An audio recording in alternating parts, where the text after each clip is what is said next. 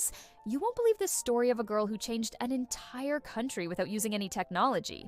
Did you know she started out as a simple peasant in medieval France? Wow, check this out.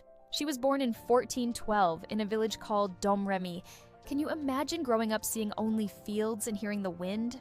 That was her whole world. From an early age, she helped her family with farm chores. They say her faith was so strong, she prayed before everything. Pretty amazing, right? When she was about 13, she began hearing voices. Did you know she claimed to hear St. Michael and St. Catherine? Imagine hearing sacred voices and nobody believing you. She confided everything to a neighbor who believed her story. That friend told her to follow her divine calling. And that's when everything really kicked off. Soon she convinced her parents to let her go to Vaucouleurs, a nearby town. Can you imagine getting permission to head into battle at 17? Yet she pulled it off. In Vaucouleurs, she met Captain Robert de Baudricourt. At first, he thought it was a child's tale, but her determination won him over, and he supplied her with a horse and an escort. She then set off for Chinon, where the Dauphin, the heir to the French throne, was living. The term Dauphin means crown prince, so this was a big deal. When she arrived, everyone was stunned to see a girl in full armor. The prince himself was impressed by her courage. Wow, check that out! After testing her combat skills and even giving her a medical exam to prove there was no trick, she earned the royal court's trust. Can you imagine being evaluated to prove you really talk to saints? She was given shining heavy armor and carried a banner decorated with fleur-de-lis, the symbol of French royalty. Very stylish, right? Next, she led the French army to lift the siege of Orléans, which the English had surrounded. Siege means the enemy had encircled the city to starve it out. Simple as that. The Battle of Orléans was epic. She brought a spark of hope and turned the tide.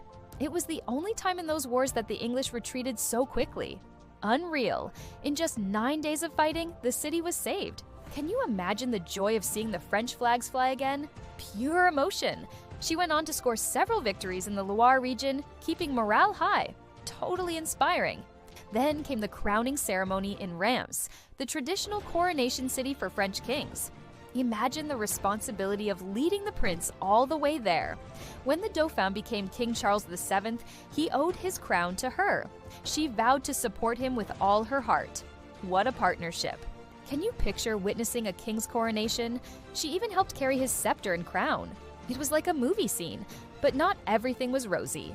In 1430, during a battle at Compiègne, she was captured by the Burgundians, who were allied with the English. It was a tense moment. They imprisoned her in a castle, then sold her to the English and took her to Rouen for trial.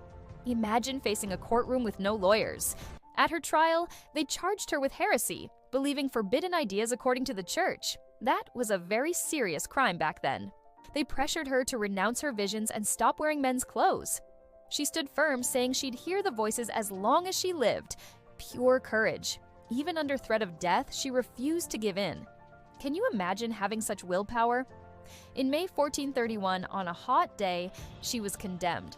On May 30th, they burned her at the stake in the Old Market Square. It was both tragic and awe-inspiring.